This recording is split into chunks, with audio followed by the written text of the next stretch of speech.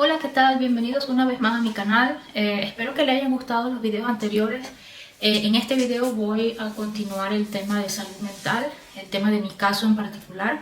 Había dicho en el video anterior que mi primer diagnóstico psiquiátrico o psicológico fue el de TDAH. Y fue aproximadamente cuando tenía unos 10 años y había explicado cómo se había dado este diagnóstico, había explicado también cómo eran los síntomas tempranos, quién se dio cuenta, qué hicieron para concretar que se trataba de TDAH y cuáles fueron las alternativas que me dieron en relación a los tratamientos. En este video quiero hablar sobre el segundo diagnóstico que me dieron, que fue el de depresión clínica. Para muchas personas que sufren de algún tipo de trastorno psicológico es normal varias condiciones. En mi caso, yo creo que la depresión estaba siempre como a la par con el TDAH. Algunas veces era disparada por ciertas situaciones y otras veces pues era espontánea. La vez que lograron dar con el diagnóstico de depresión fue porque básicamente había salido de mi primera relación, que fue una relación bastante disfuncional. No voy a explicar mucho de qué se trató esta relación o qué había pasado, pero puedo decirles que fue una relación disfuncional, innecesaria y... Lía está estornudando. Innecesaria, y lo que pasó fue que después de esa ruptura inmediatamente yo caí en una serie de síntomas peores, que era básicamente no quería dormir, no quería comer, no quería tomar agua, no quería levantarme de la cama, me la pasaba llorando, estaba todo el tiempo de mal humor, triste.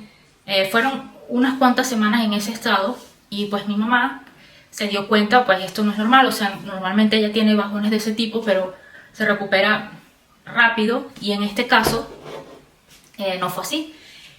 Ese fue el momento cuando mi mamá dijo, bueno, voy a llevarle al psiquiatra porque yo creo que ya esto se está saliendo de las manos. Y allí fue cuando me llevan al psiquiatra, y básicamente yo esperaba un poco más del psiquiatra, yo esperaba, no sé, creo que esperaba un poco más de psicoterapia. Cabe destacar que yo nunca, para este punto, nunca había tenido ningún tipo de terapia psicológica, a excepción de la psicopedagoga, pero nunca había estado realmente en un psicólogo. Y cuando llegué al psiquiatra, en este estado, básicamente me hizo varias preguntas sobre qué había pasado, la relación. Me hicieron preguntas también sobre mi pasado, le hicieron preguntas a mi mamá sobre cómo había sido el ambiente familiar y todo esto. Y básicamente lo que la psiquiatra dijo fue, bueno, tienes depresión. Y es una depresión fuerte. Para eso te voy a mandar estos medicamentos. Los medicamentos que me mandaron para aquel entonces fue el citalopram y, si mal no recuerdo, una benzodiazepina, creo que era alprazolam o lorazepam. ¿Y cuáles fueron los resultados de ese tratamiento? Adormecerme. Yo recuerdo que pasé un mes básicamente dormida. Lo que hacía aparte de dormir y comer era estar en la computadora, viendo fotos de esta persona, hablando por chat con algunos amigos y en general bastante dormida. Ese mes lo perdí. Ya para ese entonces estaba comenzando la universidad, estaba en mi primer año de universidad y básicamente perdí un mes. ¿Y qué fue lo que pasó? ¿Por qué dejé el medicamento? Dejé el medicamento porque simplemente no me gustaba estar tan adormecida. No me gustaba estar en un estado de coma, básicamente. Yo misma decidí quitarme el tratamiento, lo hice de un momento a otro, simplemente lo dejé de tomar y retomé la universidad. ¿Qué pasó? Que yo no vi realmente ningún resultado positivo en relación al tratamiento y mi conducta.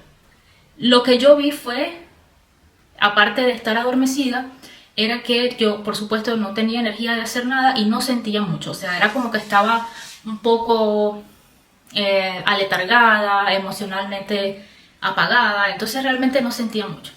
Pero ¿qué pasó? Que a mí me daba mucho miedo no terminar la universidad o retrasarme en la universidad.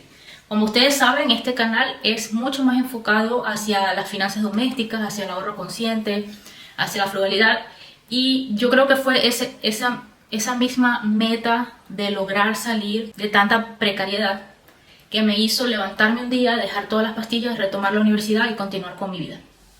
Eso no significó que la depresión se había ido, que ya yo estaba mejor o nada. Simplemente lo que hizo fue darme la oportunidad de seguir adelante a pesar de la depresión.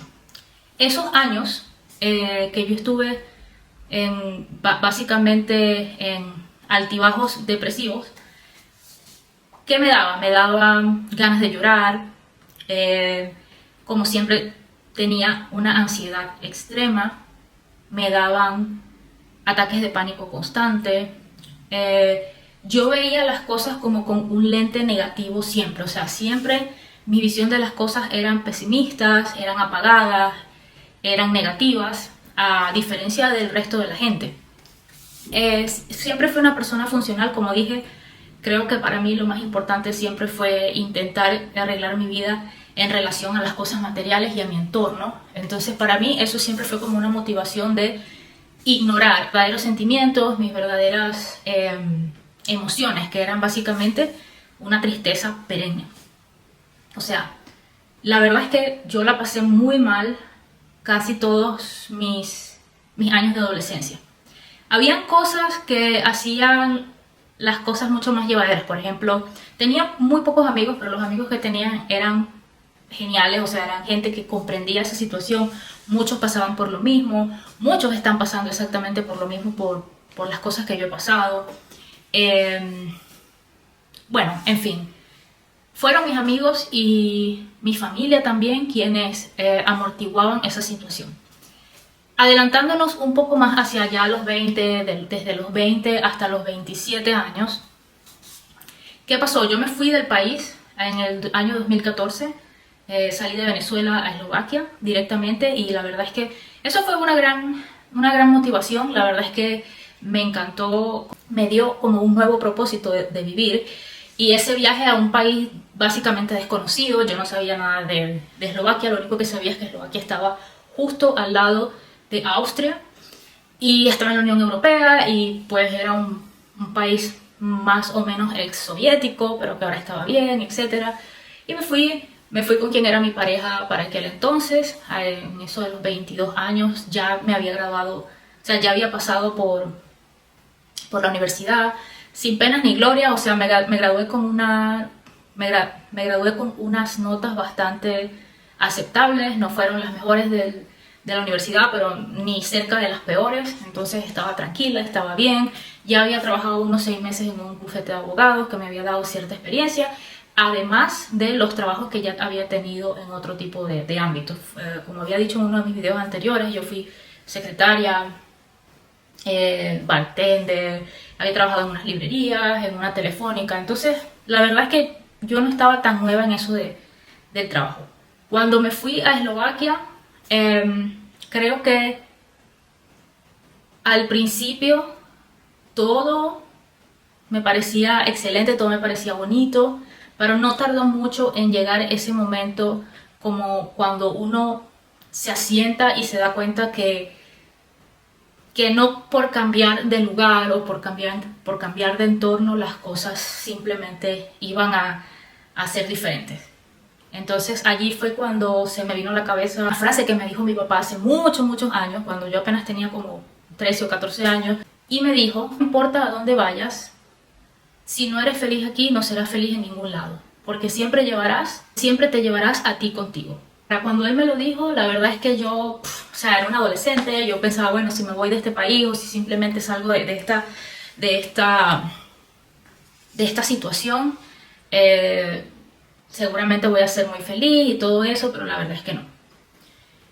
Dejando a un lado el tema de la migración, que por supuesto a cualquier persona que haya migrado especialmente mi grado joven, sabe que no es fácil para nada adaptarte a un lugar que es totalmente diferente al lugar de donde tú vienes, especialmente si la cultura y el idioma son blanco y negro. Yo, desde Venezuela, ya había entrado un poquito en el mundo de la sustancia. Entonces, no era como que yo era una drogadicta o algo así, sino que simplemente ya yo había probado hierba, y a pesar de que era una práctica que yo hacía muy ocasionalmente, como solamente los fines de semana y solamente con cierto grupo de amigos en ocasiones especiales, ya yo tenía como ese hábito de pasarla bien, significa fumar. Y en Eslovaquia me encontré muy sola, a pesar de que tenía a mi pareja para aquel entonces. Me encontré muy sola porque no tenía amigos, estaba hablando un idioma diferente, etc. Y cuando finalmente encuentro un grupo de amigos, este grupo de amigos también estaba en este mundo de la hierba y no sé qué, y pues otra vez como que comencé a caer en esos hábitos, y mucho más frecuente, primero porque estaba viviendo prácticamente sola, y segundo porque era muy accesible, estaba básicamente en el círculo. Antes, en Venezuela, yo solamente accedía a las sustancias cuando en el grupo había, pero yo sola nunca llegué a pagar o a, o a intentar conseguir por mis propios medios eso. Básicamente a mí me ofrecían mis amigos y yo lo hacía y la pasaba bien y ya, y continuaba con mi vida normal. Pero en Eslovaquia, pues como empecé a sentirme sola, salía mucho menos de casa, los inviernos eran difíciles, yo misma conseguía mi hierba y la fumaba en casa. Y esto se hizo una rutina. Esto se hizo una rutina en mi vida, pienso yo, de forma inconsciente, para intentar lidiar con mis propios sentimientos de soledad, de depresión, de ansiedad, de todas las cosas que me estaban pasando allá. Por mucho tiempo yo no tenía trabajo. Cuando conseguí mi primer trabajo corporativo fue un poquito más de respiro, de pronto me sentí un poquito más elevada emocionalmente, entonces ahora fumaba era de alegría, y así básicamente fue como le abrí la puerta a un hábito que muchos llaman adicción, y fue como empezaron a empeorar mis síntomas de depresión y ansiedad. Lo que pasó con el TDAH, como en paralelo a la depresión, fue que pues a lo mejor posible por sobresalir en mi trabajo, por hacer las cosas que me pedían, por entender, y la verdad es que me funcionó. Yo no he sido realmente una empleada estrella, pero no he sido definitivamente una empleada problemática. De hecho, yo he ascendido en posiciones, etcétera, pero realmente creo que mi capacidad de exceder las expectativas de mis empleadores se ve bastante frustrada por mi TDAH y pues ahora con mis síntomas de trastorno obsesivo compulsivo. Pero dejando eso aparte, lo que pasó con la sustancia fue que yo fui abusando de ella prácticamente, porque la incluí como un método de apaciguar mis propias verdades emocionales. Entonces, en muchos ámbitos. Yo básicamente llegué a un punto en que fumaba todos los días después del trabajo, y aunque no me afectó mi trabajo, porque lo hacía de noche y básicamente al otro día me levantaba fresca y todo bien, sí empecé a sentir cómo se me hacía muy difícil disfrutar de la vida. Primero, si no tenía la sustancia, y segundo, en general, yo no le veía casi emoción a nada. En muchos casos me encontraba como fingiendo estar feliz y estar cómoda, pero la verdad es que no. Y fue un día que yo, justo durante la pandemia, que yo misma decidí que ya yo no quería hacerlo más, y la verdad es que en ese sentido fue muy liberador, porque yo nunca tuve como la necesidad de volver a eso. De hecho, una vez dije ya no lo hago más, no lo hice más, y por supuesto se produjo como un efecto rebote o como una especie de cascada de emociones que yo pensaba que no me iba a pasar. Porque como dije, bueno, no necesito fumar más, todo bien, mi cuerpo no me pide nada, yo estaba tranquila hasta que un día empezaron a venir como oleadas de mucho pánico, tenía sudoración en la noche, no podía dormir, estaba de muy mal humor todo el tiempo. Una vez más, yo no quería fumar ni hacer nada, pero realmente estaba muy irritable y eso se veía, o sea, de verdad se veía mal. Había días que no me quería ni parar de la cama. Bueno, como se ve una depresión. Solo que, digamos, era una depresión en esteroides porque ya me había quitado básicamente el único soporte que tenía, que era la marihuana. Y pues, ya que no tengo nada, ¿con qué me quedo? ¿Qué hago? Ahora tengo que enfrentar mis propios problemas. Para ese entonces, para esos años entre el 2019 probablemente y el 2021, fue cuando yo empecé a tener las primeras visitas a mi psicólogo. Primero lo intenté con una psicóloga holística. Esta persona me ayudó mucho a entender por qué me pasaba lo que me pasaba, por qué había decidido entrar en las sustancias como un método alternativo, por qué tenía relaciones tan disfuncionales con otras personas, bueno, básicamente por qué había tomado todas esas decisiones que me habían llevado siempre como que a mejoraban algunas cosas pero empeoraban muchas otras.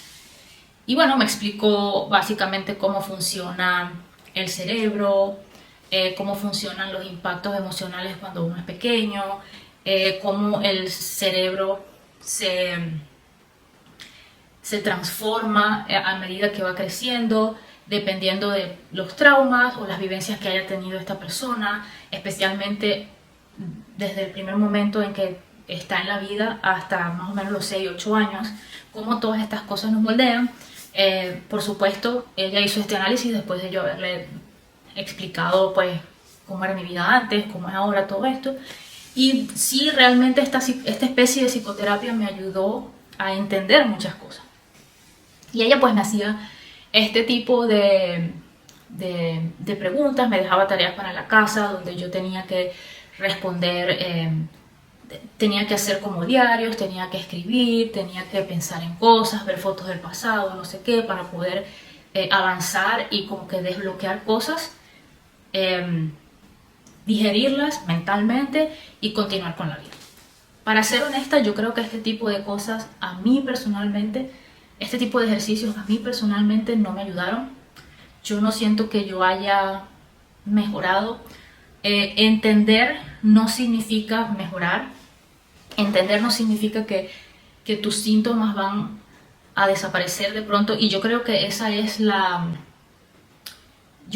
el error en el que caemos la mayoría de la gente cuando buscamos ayuda psicológica, es que creemos que una psicoterapia mágicamente nos va a quitar los síntomas de la depresión, de la ansiedad. Y no. En mi opinión, la psicoterapia funciona para personas que están pasando por momentos difíciles, pero que no han tenido ningún tipo o que no tienen ningún tipo de diagnóstico psiquiátrico. Creo que hay dos cosas diferentes y que se deben tratar de forma diferente, aunque las puedes combinar, y creo que la combinación es mucho mejor que de forma individual. Creo que una persona que tiene rasgos de condiciones psiquiátricas no se va a curar nada más con una psicoterapia o con una terapia cognitiva o con un ERP. Estas cosas realmente, en mi opinión, no funcionan. Y también creo que las medicinas, como por ejemplo el escitalopram, las benzodiazepinas, sin ningún tipo de... Cuando se recetan sin ningún tipo de control, como lo hizo mi primera psicóloga, tampoco ofrecen ningún tipo de ayuda, porque a nosotros nos explicaron todos los efectos adversos que yo iba a experimentar al tomar esta medicina. Y fueron los mismos efectos adversos que yo no supe manejar ni soportar los que hicieron que yo dijera ya no la tomo más. porque esas son cosas que normalmente los médicos no te explican, supongo que para no crear expectativas negativas o para simplemente no asustar al paciente. Pero creo que son cosas muy muy importantes que hay que hablar. Porque pasa lo siguiente, no es que el escitalopram es un mal medicamento, es que el escitalopram tiene una forma de actuar donde en el principio puede ser 15 días a 3 meses, por cierto, dependiendo del paciente, que los síntomas se van a agravar muchísimo y después es que empiezas a ver realmente los resultados de esto. Pero si a ti no te explican eso y no te dicen que podrías tener efectos adversos difíciles de manejar, tú vas a creer que todos estos efectos adversos que tienes, pues te está matando el medicamento, mejor lo dejo. Al menos así fue como me pasó a mí. Recapitulando, ¿cuáles fueron realmente los síntomas de la depresión? La depresión se puede ver de muchas maneras. Yo creo que yo siempre fui una persona funcional, por lo que era muy difícil darse cuenta si algo realmente serio me estaba pasando. Pero puedo decir lo que me pasaba. Yo siempre tenía ataques de pánico. Ya no eran nada más ataques de ansiedad. Eran ataques de pánico diarios. Eran crisis de llanto, irritaciones, sudoración, tristeza, negatividad, ganas de no hacer nada. Sin embargo, me levantaba y lo hacía, pero ganas de no hacer nada. Esos eran básicamente mis síntomas comunes que tuve desde mi adolescencia hasta más o menos hace 2 años. Lo que pasó después fue que esta condición se agravó cuando me di cuenta que aparte de estos síntomas que acabo de nombrar, había algo más. Yo tenía recurrentes pensamientos intrusivos repetitivos. Y allí fue cuando empecé a notar que esta depresión clínica podría en realidad ser algo mucho peor. Si quieres saber un poco más sobre cómo lidié con la depresión y cómo llegué hasta mi tercer diagnóstico, que fue básicamente el trastorno obsesivo compulsivo puro, ve el siguiente video y espero que te guste. Dale like y suscríbete.